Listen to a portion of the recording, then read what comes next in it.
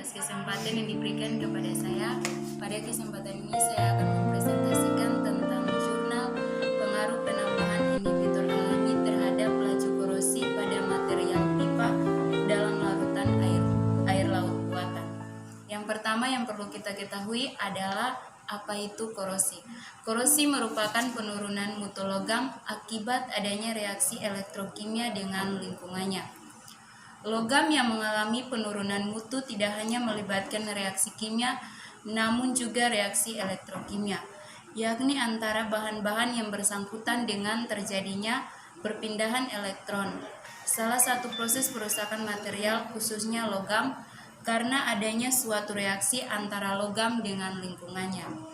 Proses perusakan material yang terjadi menyebabkan turunnya kualitas material logam tersebut. Faktor yang menyebabkan korosi suatu material adalah diantaranya yaitu pengaruh konsentrasi media korosi. Pada media air laut, ion-ion klorida menjadi salah satu sumber masalah terhadap material yang mengalami korosi. Semakin banyak konsentrasi ion-ion klorida, maka dapat mempercepat proses korosi yang terjadi di lingkungan laut. Salah satu metode penghambat proses terjadinya korosi yaitu dengan menggunakan inhibitor korosi. Inhibitor korosi adalah suatu zat kimia yang bila ditambahkan ke dalam suatu lingkungan dapat menurunkan laju korosi yang terjadi pada lingkungan tersebut terhadap suatu logam di dalamnya. Inhibitor korosi dibedakan menjadi dua jenis, yaitu inhibitor organik dan inhibitor anorganik. Inhibitor korosi organik yaitu inhibitor korosi yang berasal dari bahan alami yang tersedia di alam.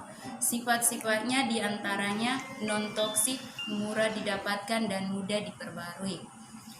Dan inhibitor organik tersebut diperoleh melalui mengekstrak beberapa bahan alam diantaranya daun jambu biji, daun teh, dan kedelai dan kopi. Daun jambu biji memiliki kandungan senyawa tanin yang dapat digunakan untuk menghambat proses korosi yang terjadi. Kandungan tanin yang dimiliki daun jambu biji cukup tinggi. Di dalam daun teh juga terkandung senyawa tanin dan kafein. Tanin dan kafein ada dalam daun teh. Tanin dan kafein dalam daun teh dapat pula digunakan sebagai penghambat korosi. Pada biji kopi terkandung senyawa kafein yang dapat digunakan sebagai penghambat laju korosi. Asam amino di dalam biji kedelai juga dapat digunakan sebagai senyawa untuk menghambat laju korosi yang terjadi pada material. Yang berikutnya adalah metode penelitian. Metode penelitian yang digunakan terbagi menjadi 6 bagian, diantaranya pembuatan spesimen, pembuatan larutan, pembuatan inhibitor, pengujian immersion test, uji fotomikro, dan pengujian electroplating. Demikian hasil presentasi saya di saat ini. Sekian dan terima kasih.